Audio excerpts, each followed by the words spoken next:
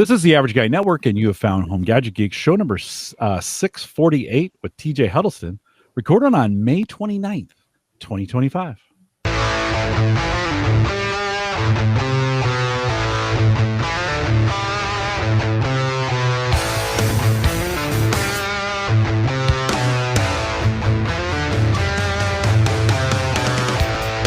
Here on Home Gadget Geeks, we cover all the favorite tech gadgets that find their way into your home. News, reviews, product updates, and conversation, all for the average tech guy. I'm your host, Jim Collison, broadcasting live from the AverageGuy.tv studios here in a beautiful Bellevue, Nebraska.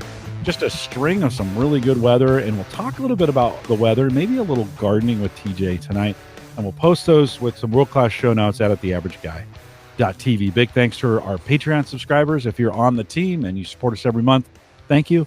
You can jump on that team if you want to, theaverageguy.tv/Patreon. We just have one plan, make it simple, $5 a month. You can join for 1 month or as many as you want. Many of you have been on for a long time.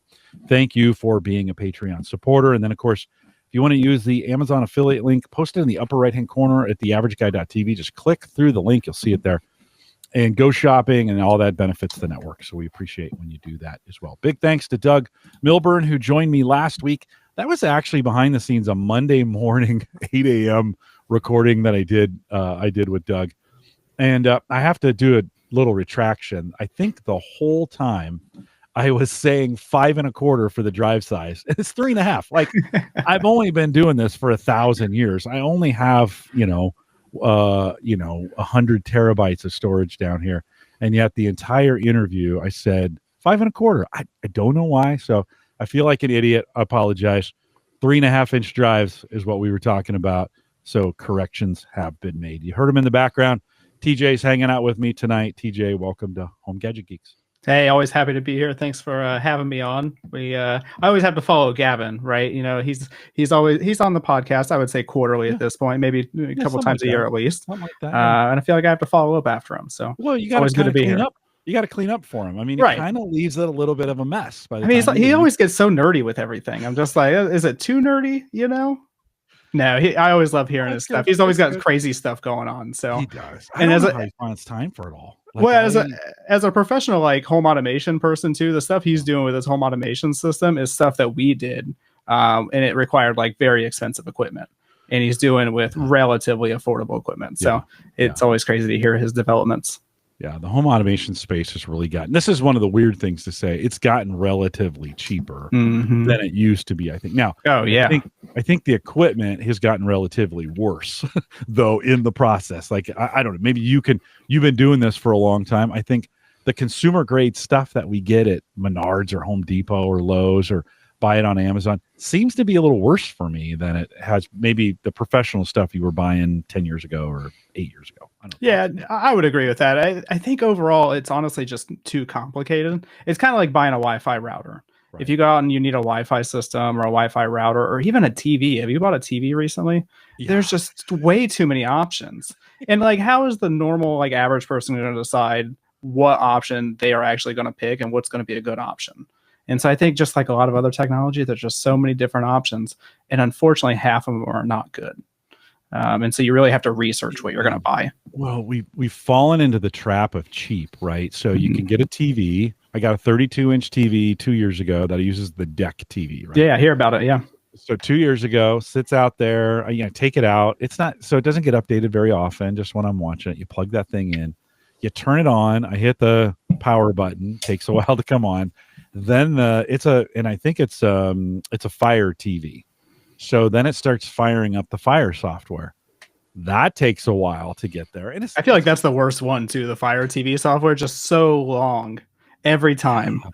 Yeah, it just takes forever. And then you're like, well, and it has to be a combination of both probably bloated software and severely underpowered. I mean, they don't sell those things for $150 and put decent chips in them, right? This has got to be some really crappy, probably bottom shelf.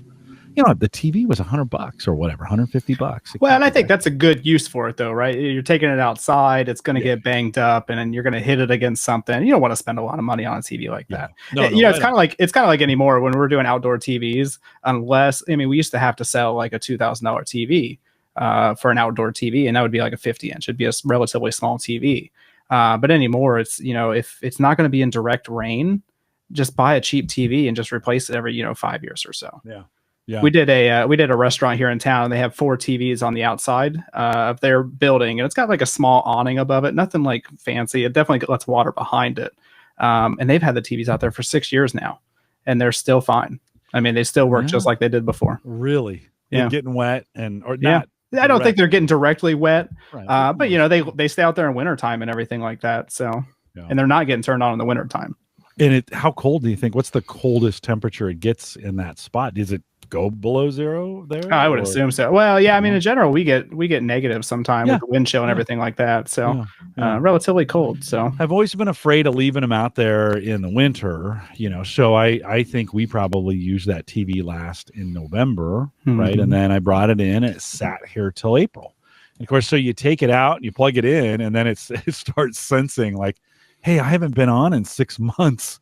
Do I need to download some stuff. So that first time you use it, I guess I got to learn just to take it out early. Well, and I think even with the Fire TV, I think the answer is to not buy a Fire TV, if I'm being honest. Because like, even if you just want to use like an external device, like an Apple TV or something, it's like, it still takes forever to boot up. They're not very good TVs, but like I said, it's the use case you're using it. Like if you're going to do this in your living room, I would totally judge you. Oh, okay. Well, that's good to know. We're at Google it. I used a NVIDIA Shield for a while here, and then it's an old one, so it kind of quit working. And I think we're using a Google TV now kind of thing. What would you what would you recommend at this point for me if you were to say, hey, the best for the value right now from a TV standpoint or controller standpoint, what would you say? Well, if you're going to go with a TV, honestly, Sony or LG are pretty good. Yeah. I would lean towards Sony just because I think that the Android operating system is the best built-in software out of all the TVs. I think it's better than the Samsung and LG and stuff like that. Yeah. I use an Apple TV, though, with any TV that we have. Yeah. I think the Apple TV is just the nicest. Yeah. We really don't use like the AirPlay features or we don't buy anything from the Apple store. We use it just to watch TV, but I think it's the best. I've had all of them at this point. I've had Roku and NVIDIA Shield and stuff like that, and they all have their pluses and minuses. Yeah, I think that's where I need to go because I've been neglecting the living room TV here for a while. Shield went down. Sarah never told me. She's like, "Yeah, I just stopped working." Yeah, it's like, "Oh, is that?" She's like, "Nah, I just do it other ways." And she's even getting on her phone now with channels and just streaming it. Finding what she wants and just streams it to the TV. So. That works well. I have a pre-smart TV, right? I mean, it was one of the last years before they really started making them smart. It's a Sony, but no, that's not true. It's a Samsung TV, but works great. There's no smarts to it. It just fires up. Yeah, it goes right to where it needs, and then it would be a good one to put an Apple TV on. I mean, honestly, I'm like whenever. So I run an AV company. We sell TVs and automation systems and stuff like that. And we try to sell it like an Apple TV or even a Roku with every TV, and we literally make no money on it. It's just a better experience all around for most people. And especially if you have multiple TVs, the consistency is nice, right? You go to a different TV and it works the exact same way with the same type of remote and everything. So I think that's the best way to go. Would you say Roku above Fire, or are they in the same category? Yeah, honestly, I would probably, at this point, I would go in this order, like an Apple TV, some kind of Google box, and then a Roku. Okay. And then Fire TV. I never look at Fire TV. I don't know what it is, but like all the Amazon Fire products have never been that good to me. Yeah.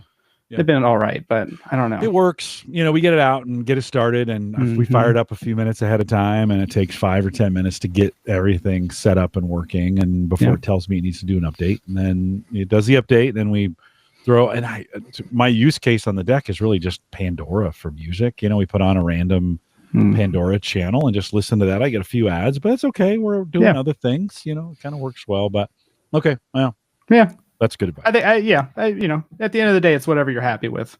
Whatever works. Yeah, functionality, whatever you prefer. I wanted to bring it down here and make it another monitor, so I could have 13 monitors. Oh, there you go. That's what you need. So yeah, that worked out. That worked out. How many monitors are you using right now? Because I have 12. Two 32-inch monitors. Yeah, I have 12. Well, I have 12 devices that have a screen. Okay. Let's just say, right? So, that includes some tablets that some touch tablets. I've got a Surface down here. I've got a bunch of monitors around. Now there's 4 that I use for work, I count the 4 because the work is separated. You know, when it's home I probably don't need them anymore, to be honest. I could probably take them down because I'm going in the office 5 days a week and I'm rarely down here working. But on the as soon as you take it down, you'll need it, though. That's how it always works, you know? For sure. We'll have another pandemic the second I take it down, send everybody home. TJ, before we get into what we're going to talk about tonight, it's some good TV talk. Thanks for some good recommendations for me on that. What's going on at hometech.fm? Gavin always updates us when he's here, but what's coming up or what's exciting over at hometech.fm right now? Yeah, we're working on some interviews. I can't really say who we're working on right now. We've actually been doing a small segment on tariffs. So, you know, tariffs have obviously been affecting all of the everything in the world at this point. And we had Agnes from Zoos on the podcast, and she talked about, you know, the tariff effect on their company. For those that don't know, Zoos, they make Z-Wave devices. They're the most affordable Z-Wave devices on the market. Like, I'm talking a light switch for $25 and $35 like MSRP, but it's always on sale for $25, for example. Their website is getzoos.com. Not a sponsor in any capacity. I just love what they do. So they make relatively affordable Z-Wave products. We talked to Agnes about what the tariffs meant for those. It seems like they're pretty well insulated from a lot of the tariffs because they moved a lot of their production out of China during the first Trump presidency. And they have, I think it's like 25% manufacturing in China still, but the rest is in Vietnam, if I remember correctly. So they've already mitigated a lot of that damage, luckily, but still subject to tariffs in some capacity.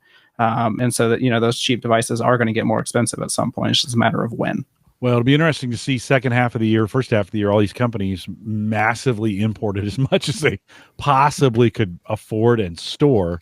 And so we've got a little bit of insulation from it. I think this is what's going to allow prices to stay fairly stable. Although in the retail space here in the United States, anyways, we're beginning to see some of the retailers start leaking like, hey, we're going to have to raise prices here at some point, which is interesting when they never gave that warning forecast during when they actually raised them during the post-pandemic inflation stuff that happened pretty much globally.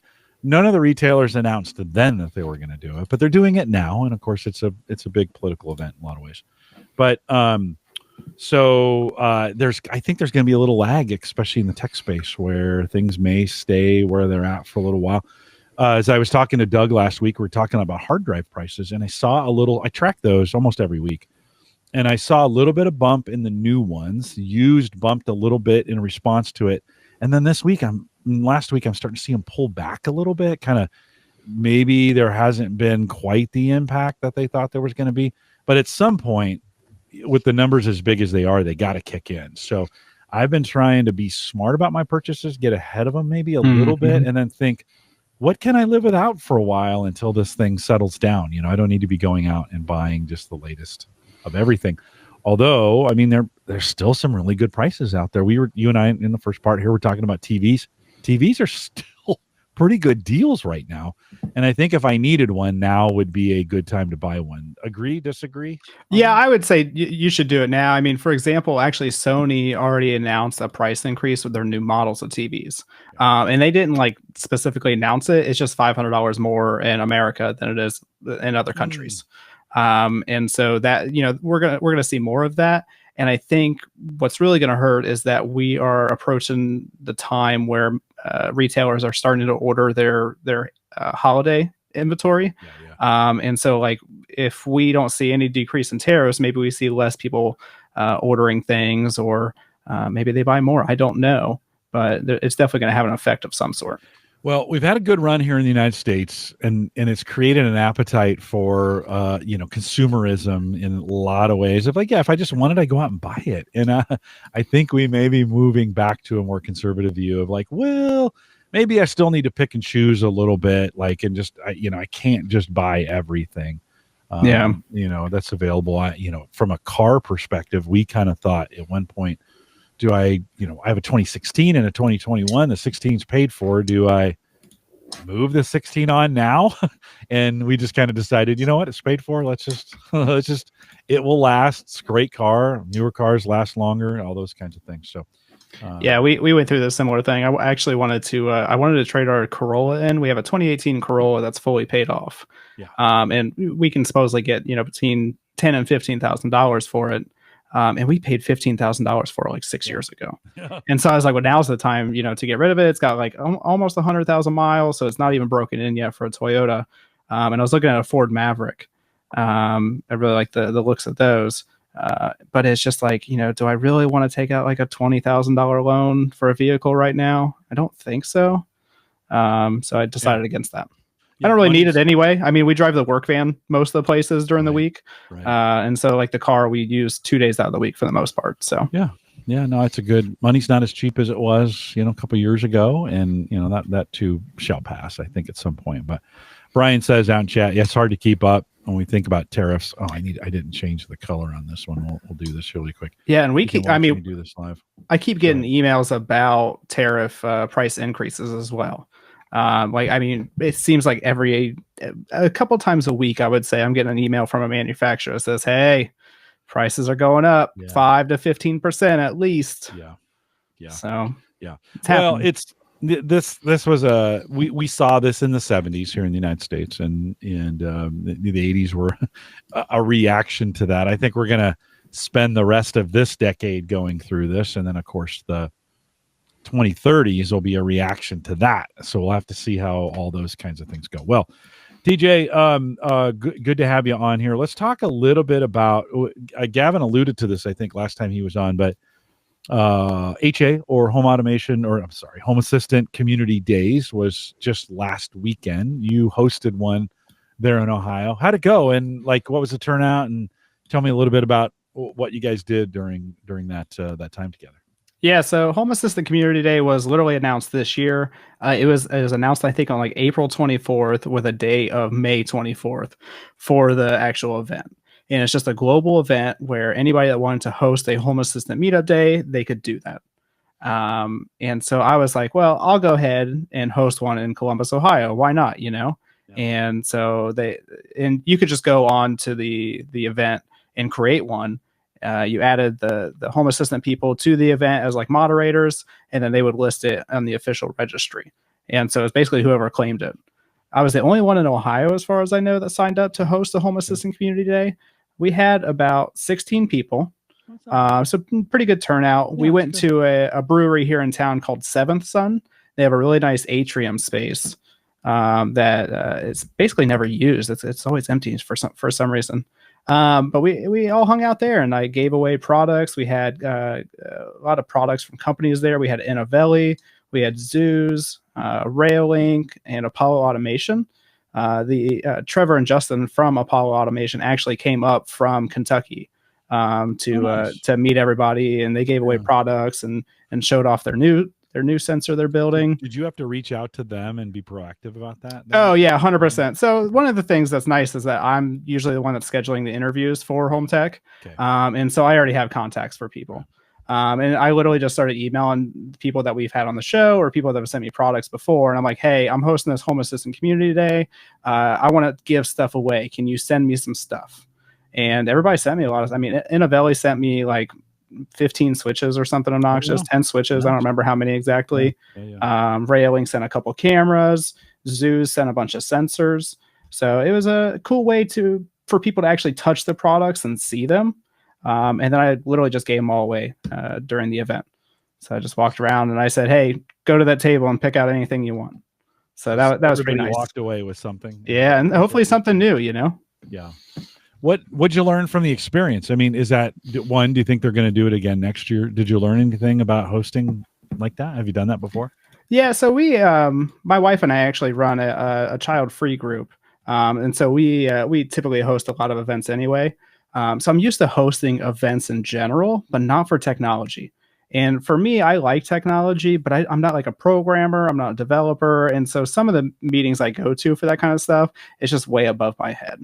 But home automation is what I do, and I really enjoy messing with Home Assistant. So that part was pretty nice. I had a kind of an itinerary set up of stuff that we were going to do, but we did none of it, and we just hung out and talked to each other. Really? It was great. We just talked about different automations, what products people were using. I mean, it was a really fun event. Basically spontaneous because, like I said, only a month notice. So yeah. And you didn't have any problem keeping? How long did you meet for? We met 1 to 4, so 3 hours. Oh, that's not bad. And then did you have food there? We did not. There was a food truck at the brewery. You're at the brewery. Yeah. And then we actually went across the street to there's a food hall afterwards with the Apollo Automation guys, and then another guy named Brian. So there's a food hall with a bunch of different food options across the street that we went to. You're in this space. Anything you learned product wise from that? Were there anything you'd pull out of there and say, man, I'm glad I did this because I learned this? Yeah, well, so we've had Apollo Automation on the show, but they actually brought one of their wireless sensors, or a new PoE sensor, I should say. It is a PoE millimeter wave sensor. And so I don't know any other PoE millimeter wave sensor. Millimeter wave, for those that don't know, is basically like a more refined motion sensor. A motion sensor works just by simple light changes, basically, is the easiest way to explain it. But millimeter wave can actually detect people.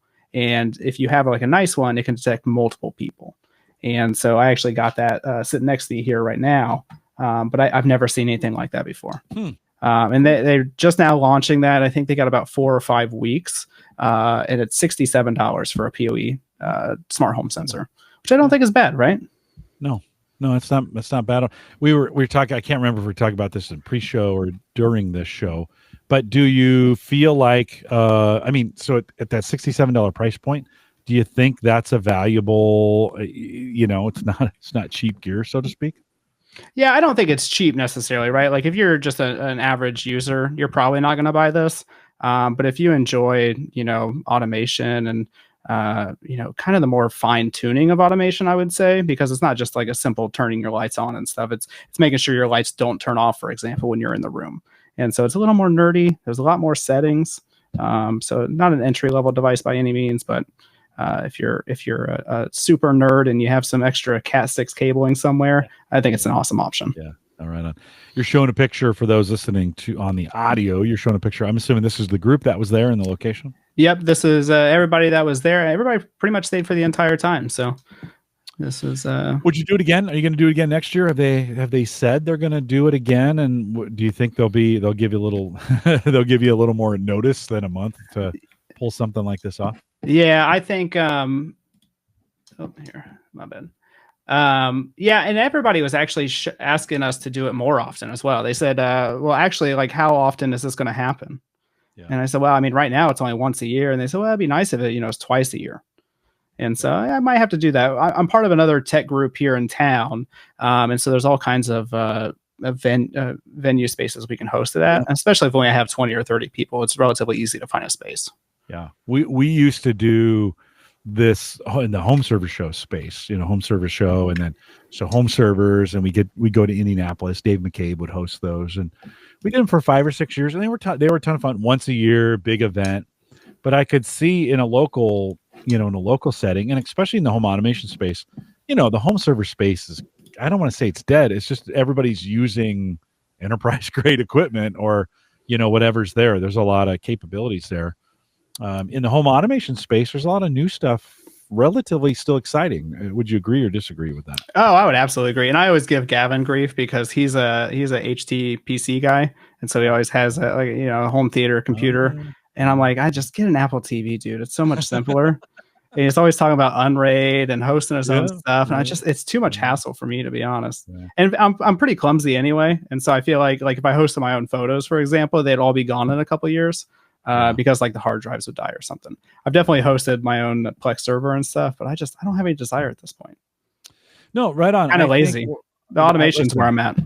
I think we're in a space where there's a few diehards. I still have quite a bit, and a lot of folks that listen here are still doing some home server. In fact, I'd love to, if you're listening to the show and you still got a home server, I'd love you to send me what you're still running. This could be, let me take you, I'm trying to figure out how to take that. All of a sudden I'm like, how do I remove the picture here? So I'm not quite sure. Just I'm actually unshare. Yeah, I keep forgetting I'm sharing the actual screen. Yeah, no, there we go. That's awesome. Funny. So if you're still running home server, send me an email, jim@theaverageguy.tv. Tell me what your setup is. I'd love to know who's of the listeners who's still running home storage at home. I bet it's more than you think, but TJ, I completely get it. As far as the setup goes, if I wasn't doing crypto mining, I went into a phase where I kind of started just getting rid of most of my data. I'm like, nobody wants this stuff. I don't need to keep it around anymore. I'm not going to give it to my kids. If it's one of those kinds of things, we keep most of our pictures and stuff now in the cloud. It's kind of, like Google Photos makes it so easy, right? Yeah. And it's not like, it's not crazy expensive. I never minded hosting my own my own movies and stuff like that off Plex, but it's always the hard drives that get you. Because it's like, you can build a server for next to nothing, or you can buy a Synology or whatever, but then you got to buy $300 or $400 hard drives.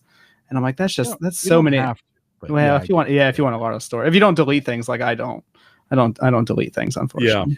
Yeah. I just found an 18 terabyte hard drive for $180, which is that sweet spot of $10 a terabyte, and you're like, now it's used, it's got a 5-year or 3 to 5 year warranty, one of those kinds of things. But that's why I said those hard drive, but it's still it's one of those kinds of things. Mm-hmm. You wouldn't want to, you're if you're going to get into it, you're going to want 3 to 4 drives, right? Kind of set up or whatever. I've been using Open Media Vault, been testing that one too, which is a Linux distribution of a home server, operating system, and it's maintained by a couple guys. Mm-hmm. And you're like, how long is this going to stay around for? It's not the most intuitive to set up. Now that I've got it set up, you're like, okay, this kind of makes sense. But yeah, I understand what you're saying. Yeah, at this point, I'm like, I'm all right with paying for stuff. Like, I don't want to pay for subscriptions. I'm still not a big fan of. But when it's convenient like that, like Google Photos, Google probably selling all my stuff. That's fine. But it's just so convenient just to upload my photos, and it's like $3 a month. Yeah, no, I don't disagree. Disagree. And I'm even getting to the point with photos where I'm kind of like, how many of these things do I really need to keep? I know we obsess, and there's some folks who obsess about those pictures of the kids, and I get it. I understand it. But I'm to the point, if they wanted them, they would have gotten them. They look at them every once in a while. There are those kinds of pictures you look at every once in a while and you're like, oh, this is cute, but nobody wants to keep them. Yeah. Well, especially when it's physical photos, right? It's so daunting to digitize those and keep them. And it's just, it's a lot of effort. I think in the digital age, we've gotten even worse about the number that we take. Oh yeah, for sure. Those pictures. And then they start taking on kind of like a kingly status. And you're like, hey, they're not ordained. They're not these pictures. They're just pictures. And yeah, if, to be honest, the kids, they took the ones they want already. They downloaded them somewhere and have them. I don't know. Ed Sullivan, who's a good friend of mine, he laughs at me every time we talk about this. He's like, Jim, you're heartless with pictures.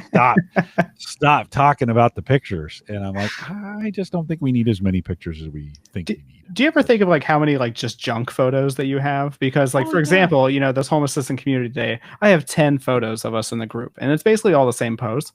It's just 10 photos taken in a row. Yeah. I can't imagine how many photos of that. Or I use my phone a lot for work, and I'm always shoving my phone in walls or ceilings and recording videos and stuff, so I can see tons of videos of that. Yeah, just taking up my space. With the granddaughters, and you go click, click, click, click, click, click, because you can. Right. You're like, one of them will be good, right? Especially with the grandkids, because they're looking all over the place. You're trying to get a picture of them. So you take you take 5 or 6 or 10, and then I don't ever go back and delete them. And you're like, oh, I shouldn't have 8 of the same, of the same thing, right? I think eventually AI will get in this space, and it'll keep the best one, or it'll do something along those lines. I hope so. Google Photos is the best to implement that at this point. Yeah, they need to build that into it. They do a lot of stuff actually with like duplicates and stuff like that. So they do a pretty decent job. Yeah. Joe agrees with you, by the way. He says, yeah, most of my pics are the backs of servers. Yeah, 100%. Right? Yeah. AV receivers, TVs, all kinds of stuff. Serial numbers, like the fridge broke the other day. I'm never going to look at that. I never need. I don't even know what it goes to at this point. you snap a photo so you can go online and put the model number in so you can troubleshoot the problem, and then you're never gonna use that again. I don't. Anyways, okay. We didn't come to talk about pictures. You've got some. I was excited when I saw this. You've got some gardening tech, and Gavin talks about this too. He comes at it from he's always trying to get a water sensor going so he can know when to water the garden and stuff.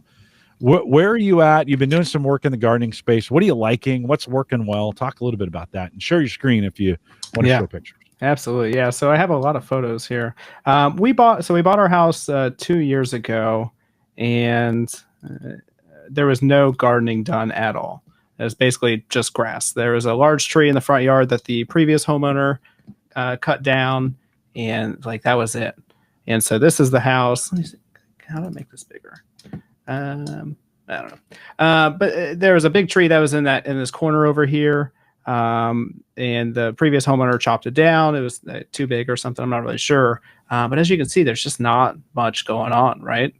And so we bought the house. Just grass for the audio listeners. It's a lot of grass. It's like in Ohio, the perfect Ohio yard. Flat and a lot of grass. Yeah, and no trees. Literally like no shade at all. There is a tree in the back of the yard in the before pictures that has been removed, unfortunately, because we put a fence up.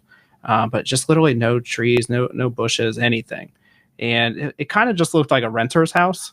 The people we got it from, they had actually lived in the house for like 50 years. Her family owned, or her parents owned it before her, and then she got the house.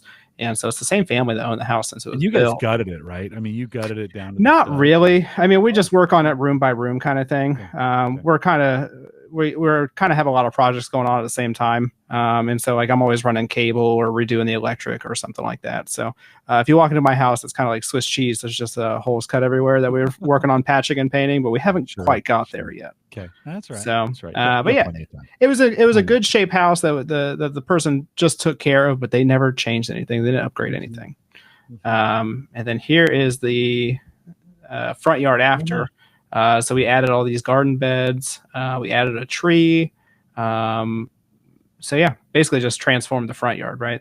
It made it a little more inviting because it looked like somebody rented the house. It didn't look like somebody that cared for the house, really, honestly. Sure. Well, it's less maintenance, right? You mow the yard, you know, a couple trees. I mean, all that stuff requires you start putting in this landscaping, and then so I got little plants. Now I got to get water to them. Now we got a nice walkway going up the front. We need to light it so people aren't tripping over things, right?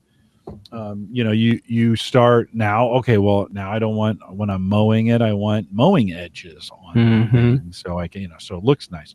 So when you start, it looks like you have did you put a fire pit in there as well? Is that what over to the right? Is that what? No, that is actually where the old tree was. We tried to grow grass there for like a solid year. We could not get grass to grow there just because the tree roots were decaying, and we couldn't put anything there. So I just decided just to put a round garden bed. We put some wildflowers there, and I figured at some point we'll remove the garden bed, and there'll be better soil there. So yeah, a lot of people don't realize a decaying tree, the roots of a decaying tree, or if you have it ground down, they put off a lot of heat, and as they're decaying. And it'll actually the heat and the tree itself will keep the grass from growing. So yeah, I didn't realize that, honestly. Yeah, it's real common with trees. You think you grind it down and you spread the mulch out, and you're like, okay, we're good to go. Put some grass seed in there, and you're like, no, you need a couple. You did the right thing, by the way. You got a rock boundary around that, and then top it with some dirt. Then I'm assuming you're putting annuals in there, and you can change it every year if you want, or if you want to plant some perennials in there. They'll do well in that space. Grass just does not like the heat coming off of the tree. Yeah, we honestly had no idea what to do with the front yard, and so I actually hired a landscape design service, and he came out to the house. I think it was like $300 or $400, and he basically told us, where to put garden beds and what plants to use, and we followed it. I would say like 75% of the way, because we just didn't know what plants to use. Honestly, we've never had a house before, and for me, I'm a lazy front yard gardener.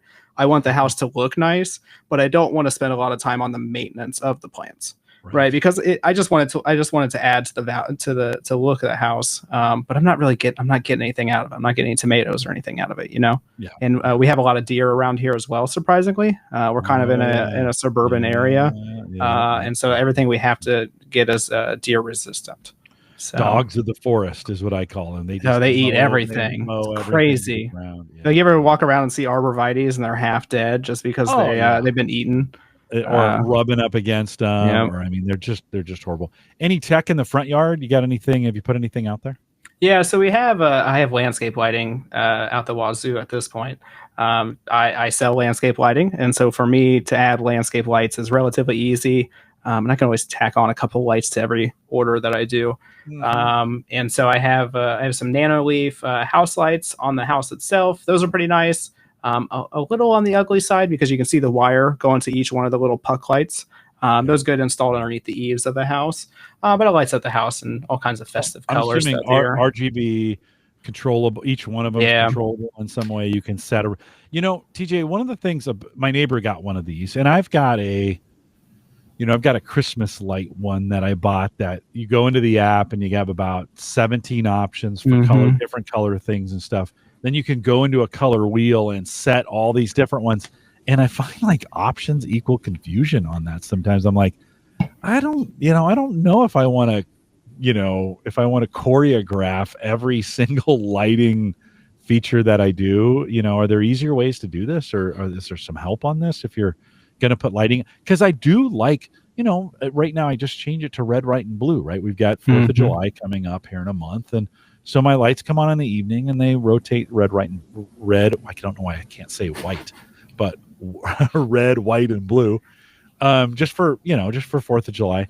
Are there some better setups for that? Or in your experience, is it better to just give a few options instead of 1,000, so to speak? Honestly, I'm probably the worst person to ask because I don't even use RGB lights that much. We have smart lights all throughout the house, and I have a bunch of them outside. But I only set them to colors during the holidays, and then they're just white most of the time. I actually have mine tied into Home Assistant, and I can have it whenever like the front yard camera detects somebody, the lights can flash red, for example. And so I have some weird stuff like that. But it's pretty much just white all the time.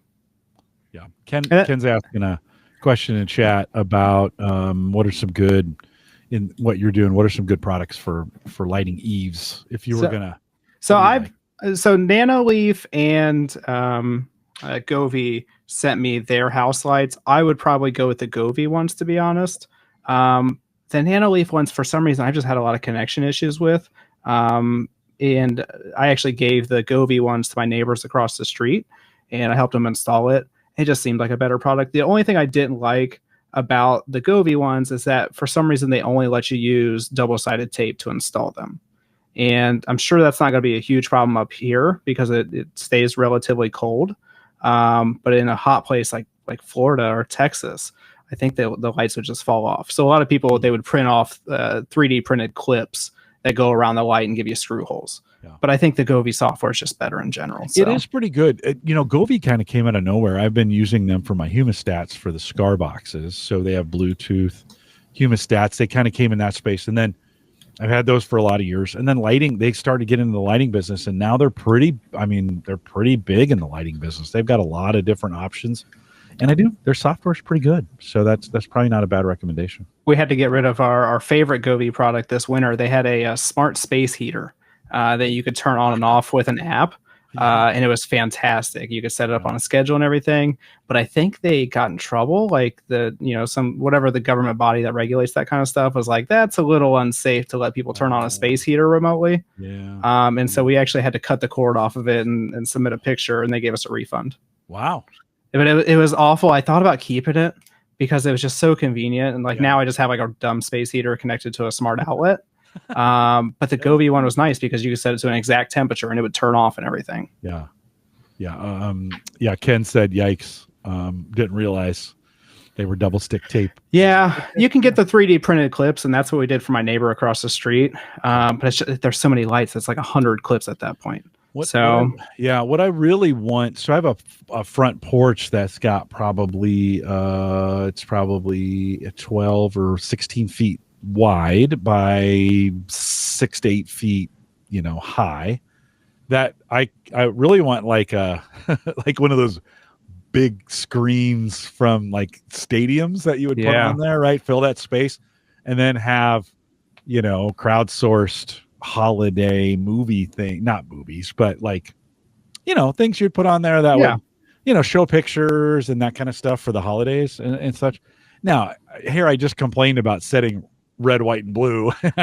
I'm thinking about doing something like that. Yeah, I was gonna say, what are you going to put on the screen anyway?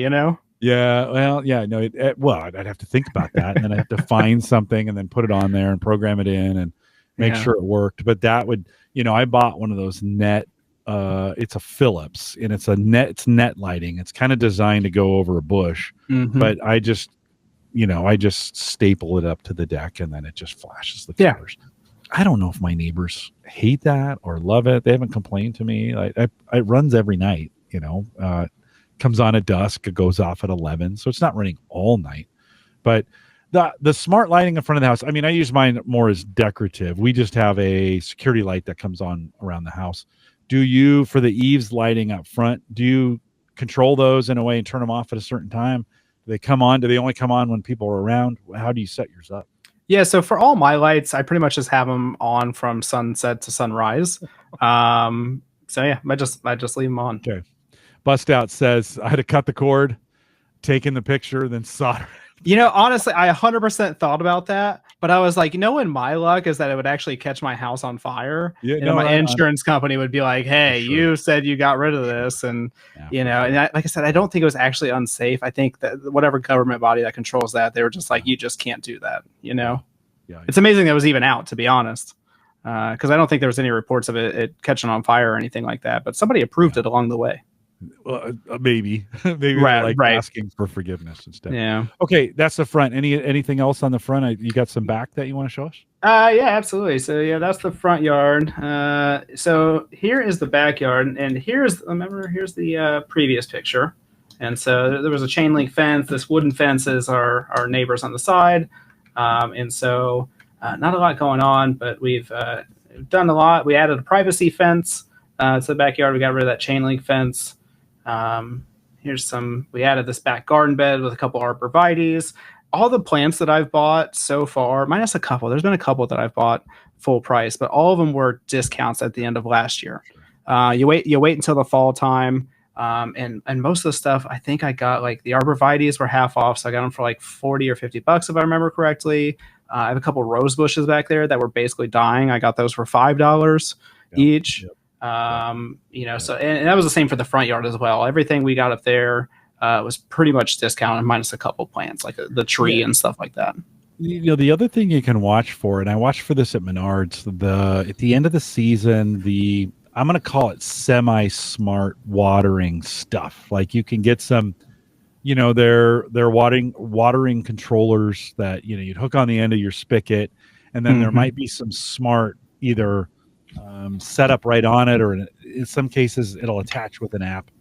Oftentimes those are very seasonal as well, and so if you can wait till the fall and they've got some left, that may be a good opportunity then to pick up some of the, and it's not completely smart, but it's semi-smart, and maybe it is completely smart indeed. Have you picked up any watering devices or anything that because certainly, I mean, that stuff's away in the back. How do you got to go out there and hand water it, or how you? Oh man, see that is my problem, right? Is because so here's a couple more photos of the garden, and as you can see, we have a lot of raised garden beds, and we have a lot of garden beds in general, right? And so it takes so much time to water the garden. And my neighbor across the street, she's semi-retired. She's always watering her lawn or watering the garden and everything, just always out there with a hose doing something. And I don't want my life to be like that, right? We have technology, we can solve that. And so I've actually bought a similar device to what you're talking about, the hose timer. But this is a smart one. It connects via Zigbee to my Home Assistant server, and I can control it right from my phone. And so I think it's 30 or 40 bucks on Amazon, relatively cheap. With that, I split off to 2 different irrigation lines, and so I can water a couple of different beds at the same time. And I have an automation set up through Home Assistant where it starts watering 3 times a day, and it goes off. And if it's detected rain throughout the day, it won't water the garden, and it's got to be above a certain temperature. And so there's a little smarts to it, right? Because if it rained all day, I don't need to water the garden 3 times a day, right? No, for sure. And if it's below 50 degrees, I don't need that. TJ, tell me the name of that again. Sonoff, Sonoff, and it's a sprinkler timer Zigbee, is what it says on Amazon.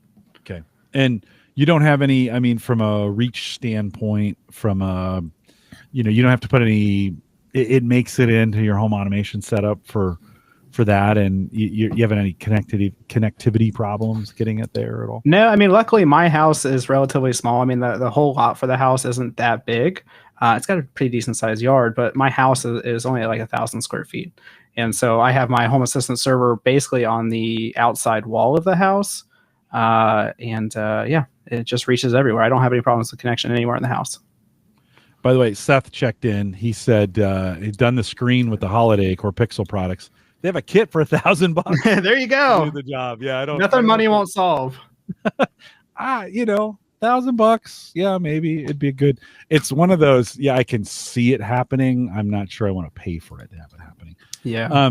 So for your watering, is that just hook onto the hose bib, and then the water comes off it? You have a manifold set up for that? How's that work? Yeah, so I think this is the part where I need to get something more advanced and do like an actual like irrigation controller, and I haven't got there yet. I'm not smart enough for that part, right?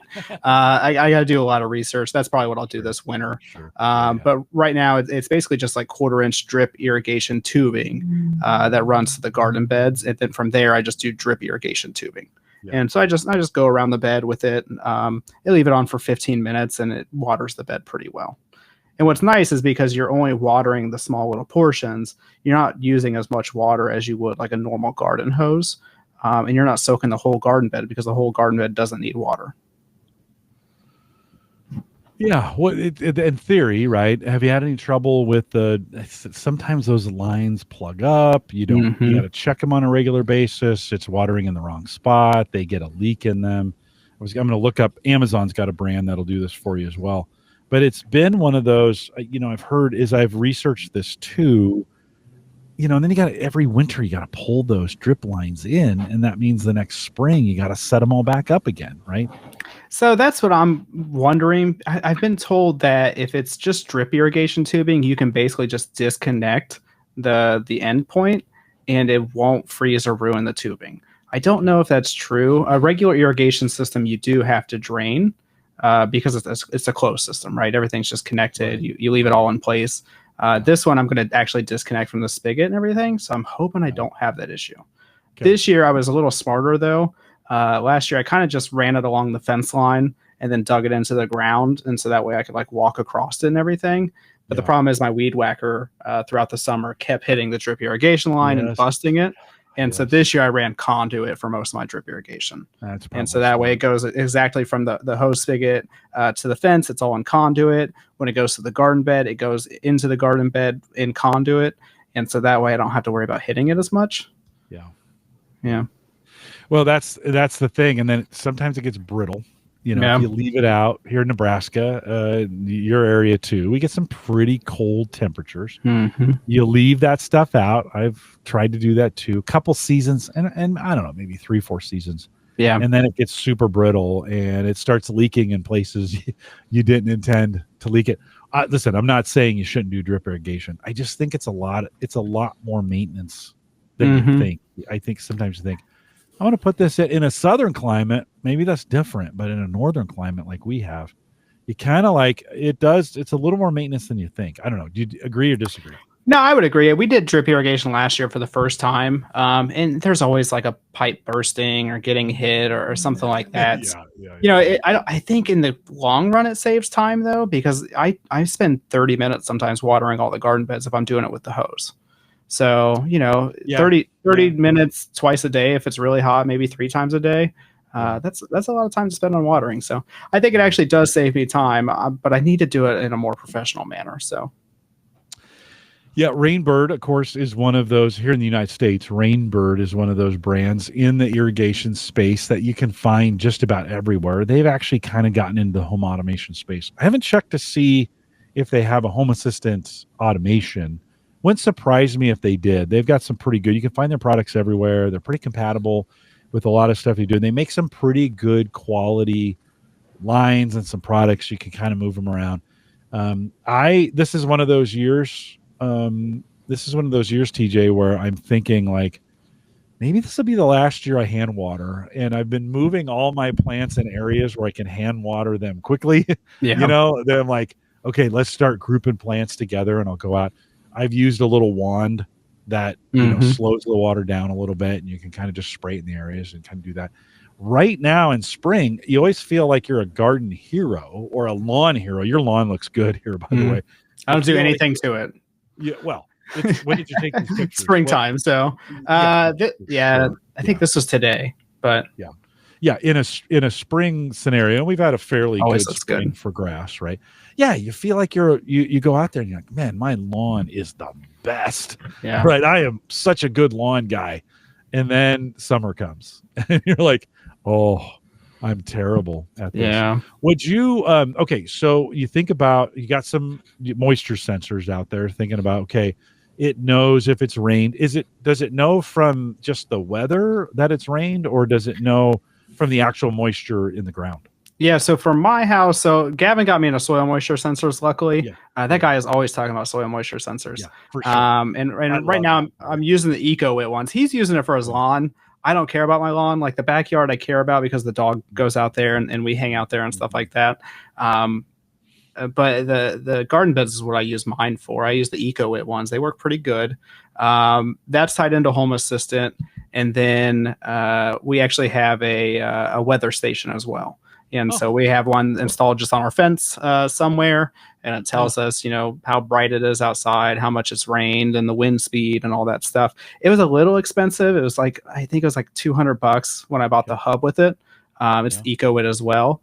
But it kind of gives us some cool insights. And so right now the automation, I think it basically, if it rains more than like 0.1 inches in a day, then it doesn't water the garden beds. Is it actually collecting EcoWit is what you're saying? EcoWITT for folks. Correct. Listening. Does it? And let me throw that link in the chat here as folks. I'll have that in the show notes. But God, I've been thinking about getting a weather station just for that. But I also think I could probably just tie into the weather and say, hey, how much rain did I have in this area? And then you absolutely could. Yeah, you could definitely do that. And that would be the easiest way to do it because, like I said, the weather station's $200. So, I mean, you got to really want to know it. Oh, yeah. Especially if you're a data nerd. You know what I mean? Oh, for sure. You track all the different weather and everything. It's wind. I'm sure it's collecting rainwater and then dropping that at a certain time every day and resetting, right, from that perspective. Solar powered out there? Your weather station? No, it's got a little battery. I actually have not changed it. It's been it's probably been a year and a half now, and I have not changed it at all. So yeah, listen, every year I think this is the year I get a weather station, and then I start I start looking at the prices, $200, $300, $400, and you're like, maybe the National Weather Service is good, good enough for me. Although they've had some cuts recently, so we'll have to see how good that stays. But you kind of like, and Gavin also, you're right. He also talks about getting the lawn, the moisture sensors in your lawn. And I don't want to put them in my lawn either. I kind of want, because I don't want to mow over them. Mm-hmm. Yeah, I think that's his problem. He's always hitting them and stuff like that. And luckily, they're pretty affordable. I think they're about $20 each. So well, they're pretty big too. Grand scheme of things. Still, it is one of those. It is one of those things. This picture I'm showing here, for those that can't see it, this is our back garden bed. And this is where we have some corn and pumpkins and some other stuff going on. But if you see on the fence post, this is another part of my landscape lighting. This is my favorite landscape lighting feature that I have. These are just deck lights that I've installed on the privacy fence. They're about a foot down or so from the top post, and I have them every other post of the privacy fence. And so at nighttime, it lights up pretty much the whole perimeter of the yard. It looks fantastic. Solar, or are they wired? No, hardwired, 12 volt, just low voltage landscape. I have them hooked up to a low voltage landscape transformer, and then I just have a Zoo Z-Wave outdoor plug that turns them on every night. They make some pretty good ones that have a panel built into them. Would you go with something like that, or just the reliability of the power? I mean, the solar ones, they're good for a couple of years, and then they're... Yeah, well, that's the problem, right? Is that most of the time the solar ones are such cheap quality that you end up replacing them. I would say if you're not using it as like a serious like lighting for security reasons, I would just go with solar lights. But if you want like good lights that are going to last a while, just do hardwired. You can buy good lights as like an average user. There's a company I use called Amp Lighting. They have a consumer focused brand called Volt Lighting, VOLT. And they make good quality products. You pay like $60 to $100 per light fixture. And so they're not the most economical lighting option out there, but they last a long time and they're good quality. Easily replaceable bulbs, right? Because nothing's worse than buying an integrated LED light, and then after 5 years it goes bad and you can't find that exact light anymore. And so you have to replace it with something else that looks nothing like your other lights. These all have replaceable bulbs and everything like that. So, and those are direct lighting. In other words, they're pointing down. You've got them on the correct, post, yeah, and they're pointing down. These are typically meant for like deck stairs, right? Yeah. So if you ever go to somebody's house and they just have some deck lights on their stairs going up to the deck or around their deck, these are the exact same things. I've just used them on a fence. Yeah, I need to. I bought went to Menards and I bought a $15 post top lamp for an area out by the fire pit, and it was supposed to be the brightest one they sold and all those other things, and it was okay. I mean, it's at least it's some light out there. But I'm at Volt right now, and they've got $100 post top light that I was kind of more interested. That's the size, it sits on top of the post and puts off some good lighting, right? Not the thin little light you would get out of a cheap one of those. And then I'm already noticing starting to get shorter and shorter times on the battery in there. Battery's not replaceable. Light's not replaceable. So that may be an option for me to go with a really good post light.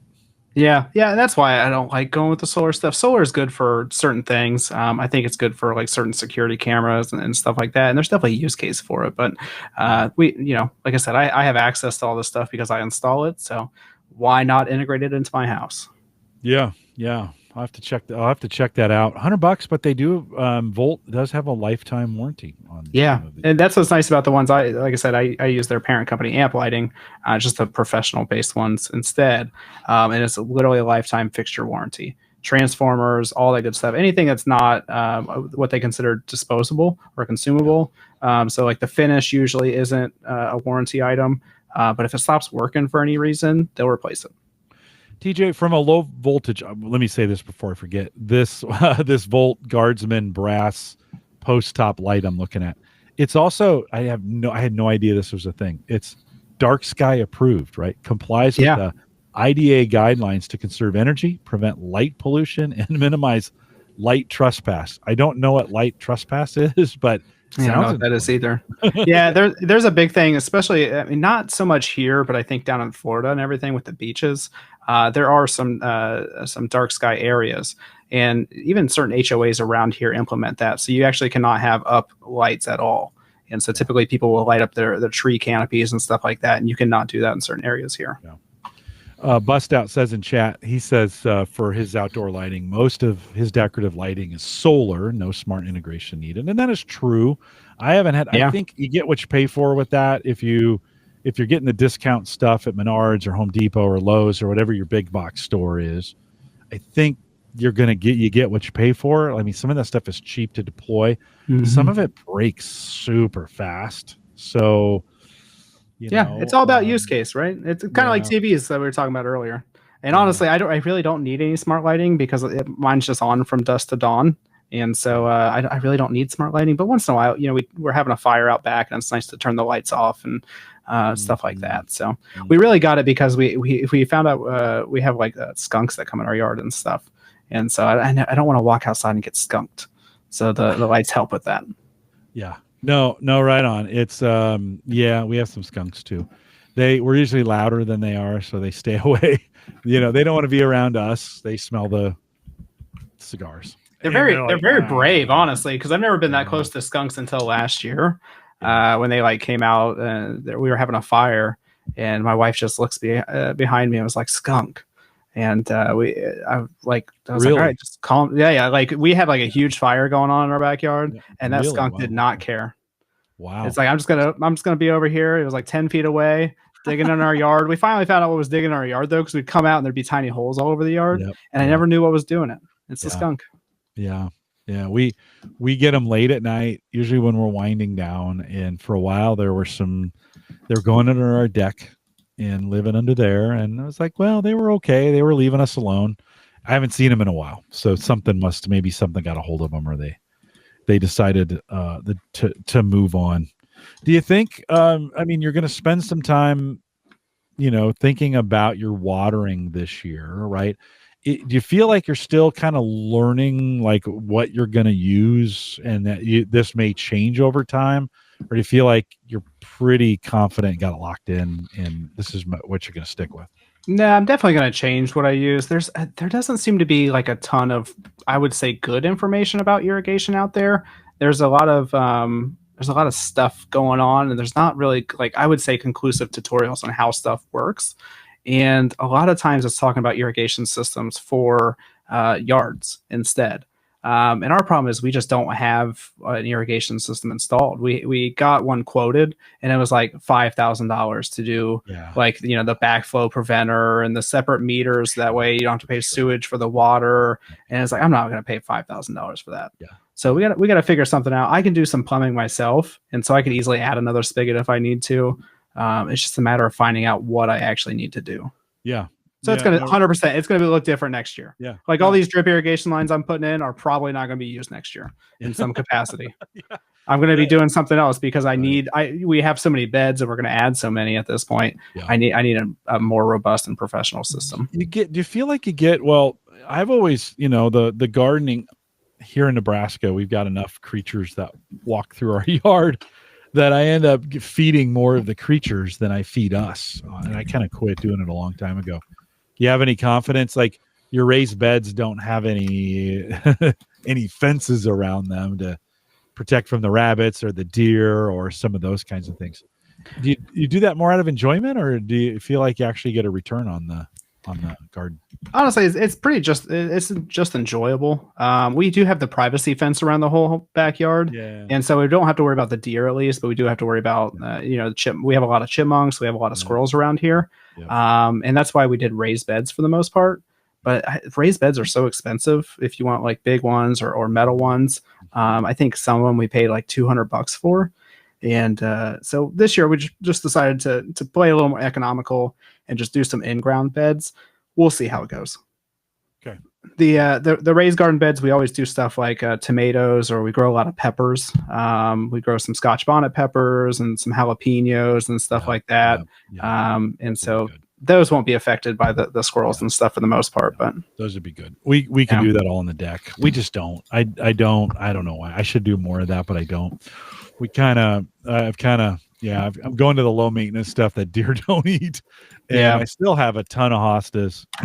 The deer that's buffet food for the deer here in our area. So Seth says out in chat, he says, let me bring that up. He says light pollution kills the stars. Yeah, and so in a lot of areas it does.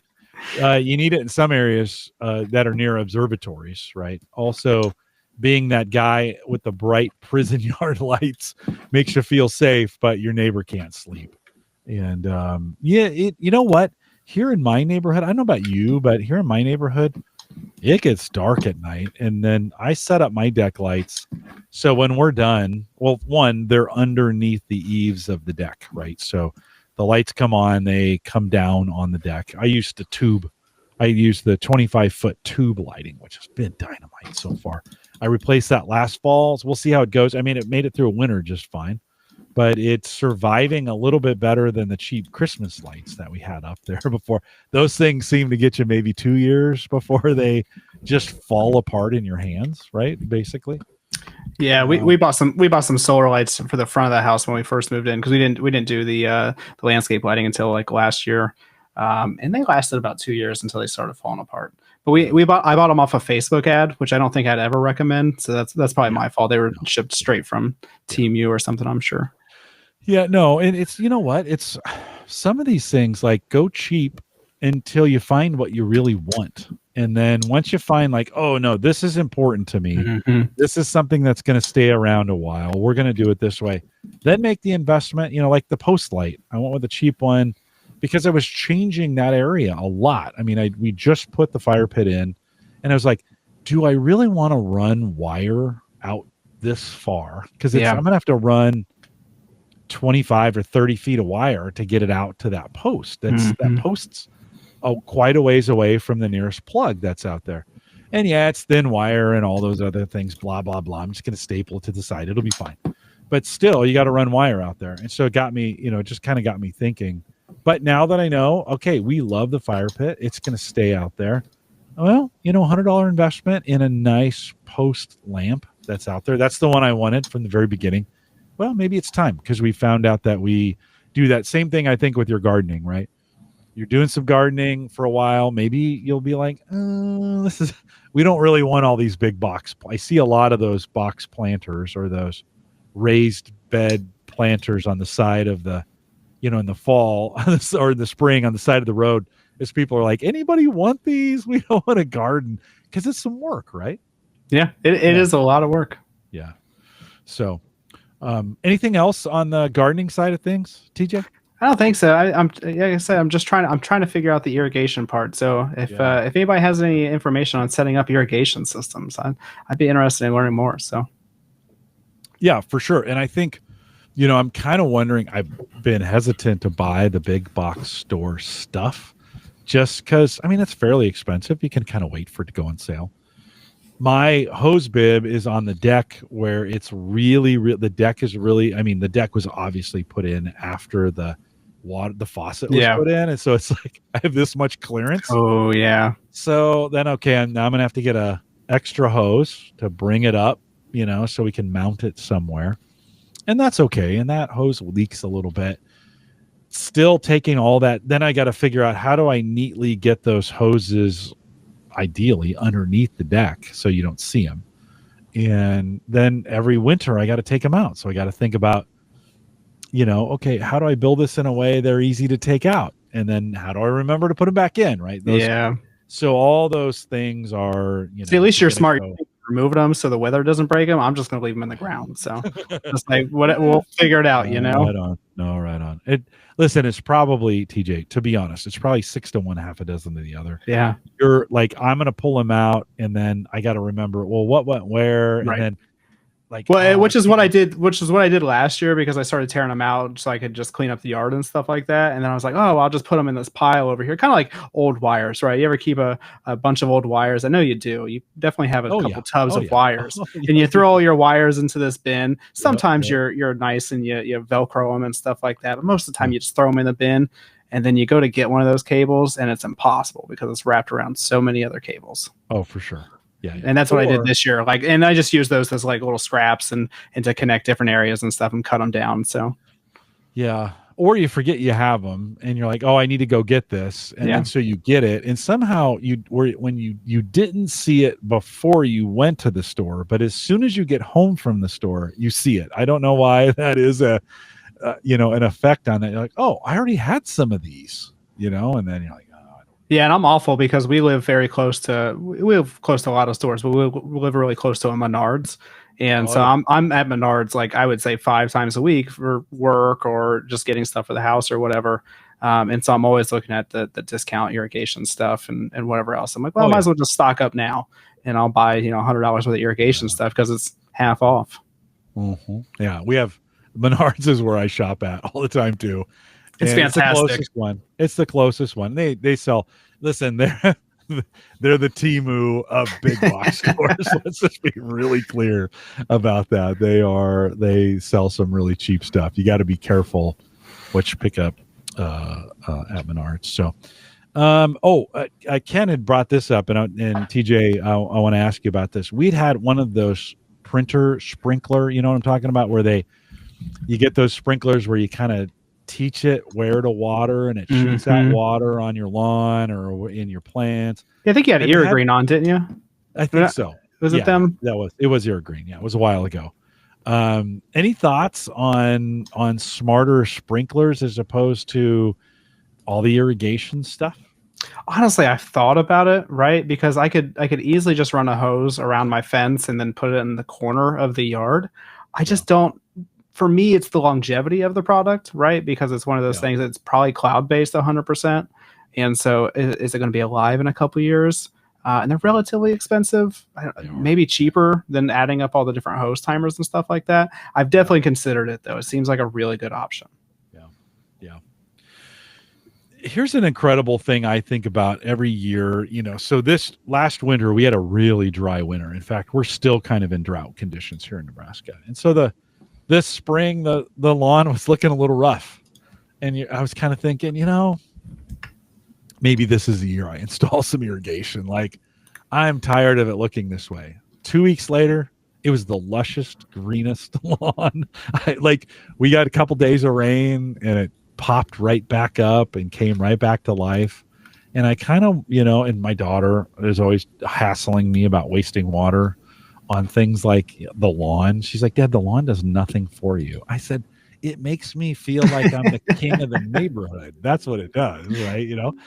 It does make you feel good, right? Because as we're doing all the gardening stuff in the front yard specifically, like I'll be out just working on the yard and stuff, and we'll have people walk by and they'll be like, I love what you've done to the house, or I love all the garden stuff you've added, and it makes you feel good. So I understand that. It does. I go back and forth on it. I'm like, I'm gonna put some sprinklers in, and then I'm like, no, I'm not. And I could, at this point, I could probably install it myself, but then you're like, well, then I need to install a manifold.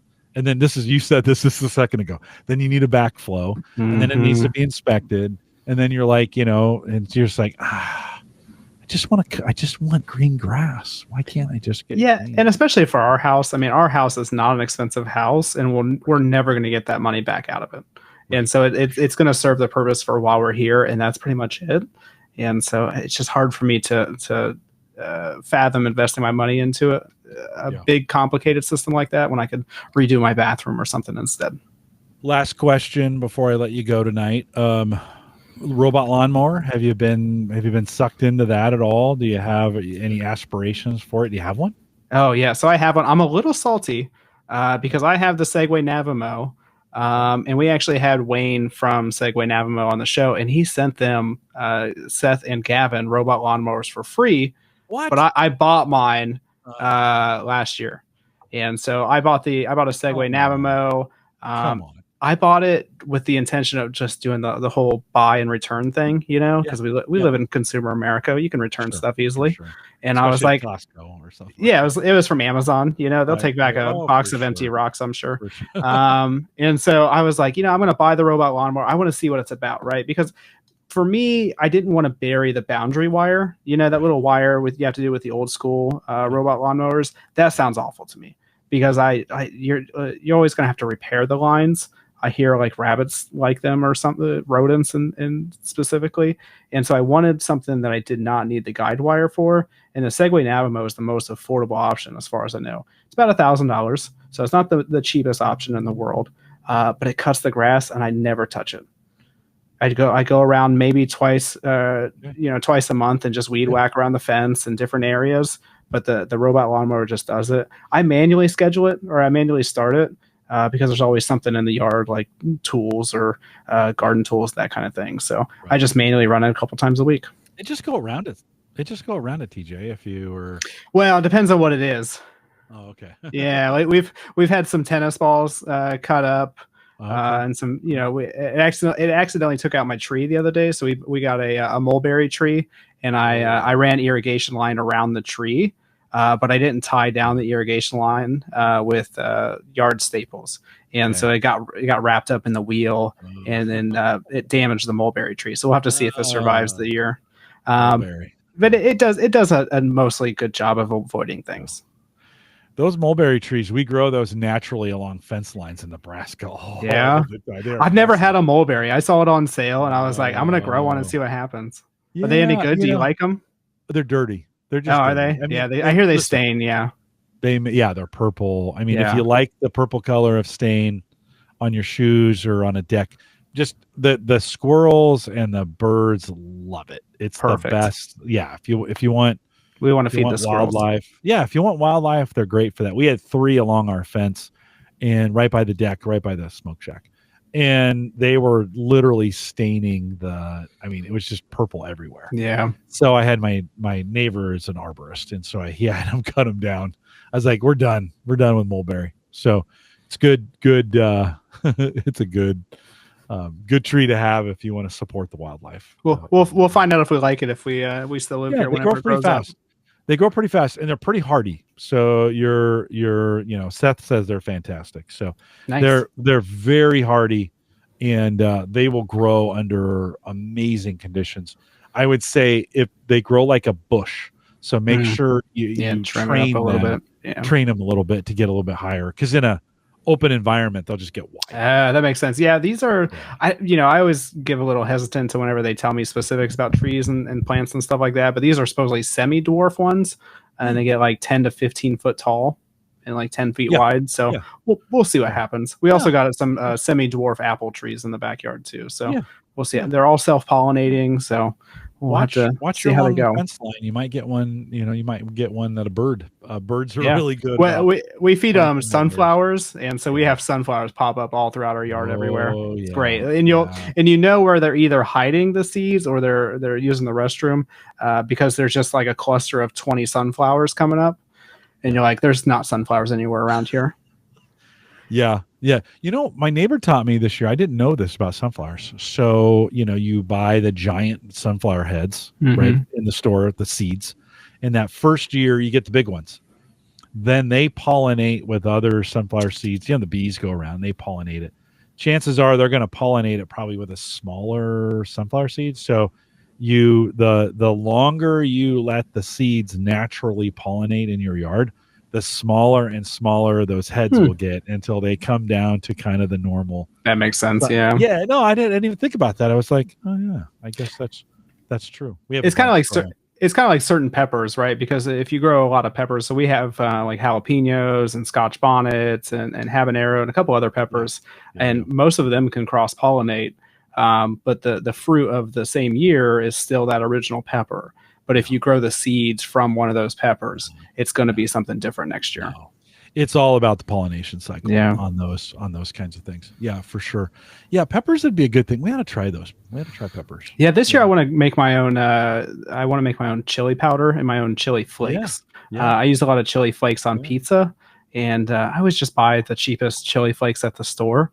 And this year I was like, I'm going to make my own. And we have a dehydrator already that we use to make jerky. And so I'll just put them outside in the dehydrator, and we'll find out what happens. Solar dehydrators work pretty well too. You can get those to sit out in the fall and then just dehydrate that stuff out. Do you have? I said last question, but I'll ask you one more. You have? I know you've got the big, raised bed gardens. Have you done any container gardening? And would you, if you have, or if you thought about it, would you use the same automation like the drip lines to go around the containers? Yeah, so we don't do much containers, but we do the fabric pots. Have you ever seen those? It's basically just I don't even know, felt fabric pot, and they make them in 10, 15, 20 gallons. And so that's what we put all our vining stuff into, so that way we can easily control it. So we grow loofahs, we grow beans. I have some kind of vining plant up front right now, but all those are in fabric pots, and so that way we can just trim back the vines if needed, and it's not going to go crazy. Well, I've been thinking, I asked that because as we were talking about drip, I've been thinking about putting drip up in the, where the lights are. Mm-hmm. Same kind of idea. I would do it on the outside. So the lights are on the inside, but on the outside, I'd run drip out those, those lines on the outside of the deck. And then when I needed them, I just tap into them and bring them down into a container. Yep. And then do the same kind of watering for the containers that are on the deck. Because listen, a deck here in Nebraska in the hot parts of the summer, a container can dry out in hours. Oh yeah. You come home and that plant is like, help me. Like, and you're like, I watered you yesterday. But, yeah. It goes very quick. Yeah. Especially the fabric pots and stuff. They're very, they can allow a lot of air and stuff in. So we do have those hooked up to our drip irrigation system. Okay. And last year we had a couple hanging flower pots on the front porch, and we also had drip irrigation going into those. So yeah, drip irrigation solves a lot of things. Well, yeah, and that's for me. I think that would be the actual application where I'd use it. Makes it a little more enjoyable, right? Because you're not just watering it all the time. It's like if you just had to mow your grass all the time and you never got to hang out and enjoy your grass, I don't know what enjoyment you get out of it. Yeah. Well, I'm probably looking for a drip system that's got multiple outputs that I can control, because some of those areas I want to, send more water to. They may have a smaller pot. I don't want to flood that thing. This is the thing with drip too, is that you can overwater with drip if you're not careful, right? Or it can get moldy, right? Because it's wet all the time. It does need some time drying out. So there's some things with that. You ever have you ever thought, do you have you've got some cameras set up? Do you ever use your cameras, your outdoor cameras to monitor the yard from a how are things looking standpoint? You kind of wonder if there's anybody who would, we look for people and dogs and things in the cameras. Couldn't there be a plant camera that would monitor plants and say, hey, this thing needs some water. This thing looks like it needs some water, Honestly, that's what we need with those printer sprinklers, right? Yeah. Because I just needed to look at my plants and just tell me, like, even if I had to put like little auxiliary solar cameras around and it just told me how to water, I think that would be a good use of AI. That would be. I'm not really on the AI hype train. Like I hear people talking about it. I'm not there yet. It is what it is. But there's certain use cases like smart watering for a garden. I can get behind that. Yeah. That would be a good combination of those two. Right now, the only thing I'm really using cameras for in regards to the garden is we have a Raolink solar powered light. Raolink sent me the camera for free to review. I've had it installed for a year now, and it's never died on me, which is amazing for a solar powered camera, right? This is the Argus 4 Pro, I believe. It's got a little solar panel. It looks like a little alien. It's kind of ugly, if I'm being honest, but it's installed along the back fence line. How do you spell that? REOLINK, and then it's Argus, ARGUS. Camera systems for home. There it is. Yeah. Okay. Wow. Yeah, so they make pretty decent cameras. Some of them are very ugly. But like I said, this one's a solar powered camera. It's lasted me a year now, and I've never recharged it or anything. I use it to watch the birds. It's actually right next to our bird feeders in the backyard. And so I just use that as my bird camera. I'd like to get a Bird Buddy or one of those other like Bird-Fi. Some of those, they're just too expensive for me right now. Yeah. They're really nice, but I have other things. They are nice. My Bird-Fi, I don't know if I'm pronouncing that right. BIRDFY. Bird-Fi, maybe is the way they say it. That's the Bird-Fi. We've got the one for the hummingbirds, and I get a couple notifications a day. We have a hummingbird. We have one hummingbird in our neighborhood, and we call him Francisco, and he's there all the time, and he's the only one I ever see. We've had some Orioles come up to the feeder trying to figure out, like, how do I get? They're like, yeah, your beak is not small enough to get food out of this thing. The Ring cameras that I've had. Also, we've had the solar ones that I have. So in the backyard, I have a solar. On the driveway, I have a solar. They've actually, I've never had to replace the battery or do anything with those. They are rock solid as well. So maybe that's the right yours has you got a little 4-inch solar panel, right? Yeah. And I basically installed mine right above the camera. So it's kind of all in the same little compact area. And it's on the fence. I mean, it doesn't have to look attractive. No. But does it swivel? Can you control it? Like, can you? No, the camera is stationary. I can access it from an app, just like most security cameras these days, but it's just a stationary camera. It's a panorama camera. And so it's basically got like a 180-degree view, maybe more than that. I can't remember exactly. But it's got a very wide angle view. Yeah. So that's pretty nice. I can pretty much see the whole backyard with it. And I think the price on it's like $150. So it's not bad for what it is. Yeah. You're not going to get continuous or 24/7 recording with it. It's going to be motion-based recording. But even that part's pretty fast. Whenever do they have a service associated with it? Can you? I'm sure they do. Yeah. I honestly don't know. I literally just use it to watch birds. Yeah. No, right on. That's a good use of it, right? You could probably even put a little stand by it, and then just every once in a while to put some bird feed up there. And I bet 100%. I've added a lot of cameras to the house. Honestly, when we moved in, my neighbors probably thought I was crazy because I've added so many cameras around the house. I'll go ahead and share my screen here. This is my newest addition here. I've really been getting into panoramic cameras, and those are the 180-degree view, and you pretty much get an entire area. It's crazy. Go ahead and share it. I don't see. Let's see here. Yeah, I'm getting here. Yeah, we'll bring it in. So this is in the back corner of the house by my compost bin. And as you can see, this is a nighttime image for those that cannot see it right now. It's 9:30 at night. You can see all the fence lights that I was talking about earlier. Yep. But it's in the back corner of the house, and it gets me this entire gate area. It gets me literally the entire yard. Yeah. This camera, I'm a dealer for this company. This camera is from Uniview, UNIVIEW. I think my price was like $250 on it. So not the most expensive camera in the world, not the cheapest either. It's PoE powered. I have network wiring in my when I ran my fence lights. I just ran network wiring as well for an access point and security cameras.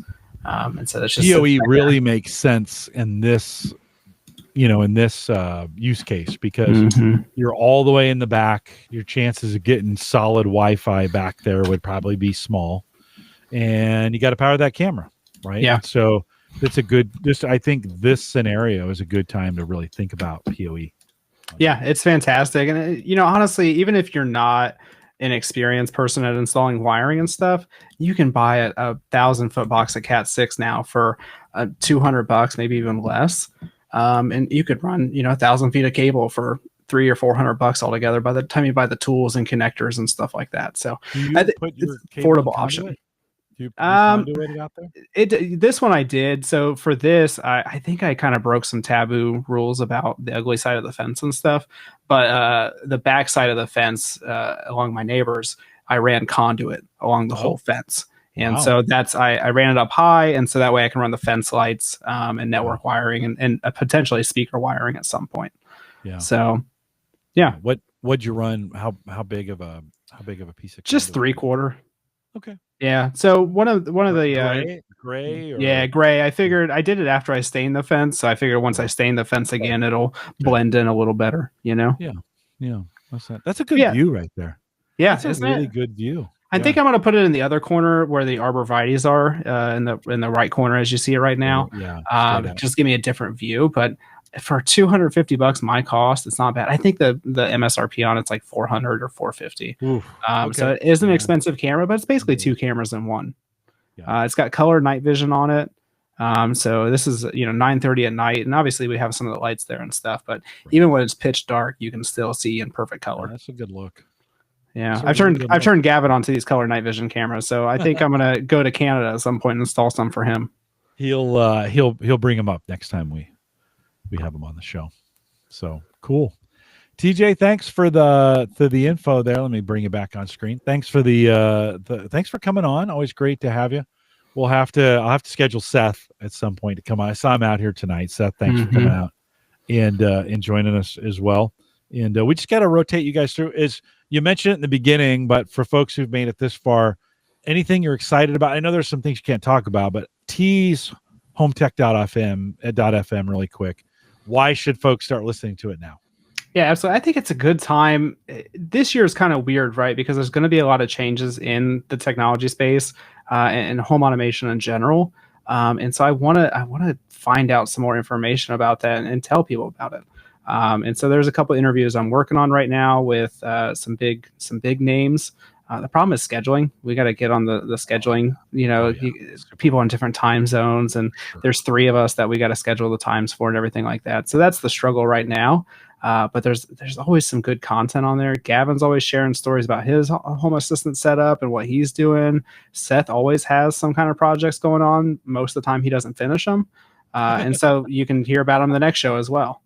So That's awesome. it's a good time to listen to the show, and we always just have something going on. Awesome. Well, check it out right now. You should be looking. You should be having or being subscribed to it. Hometech.fm if you want to go to the website, or just search Home Tech on your favorite podcast app, and you can get that as well. TJ, thanks for coming on. I appreciate it. Thanks for coming out. Can you hang tight for me 1 second as I wrap this up?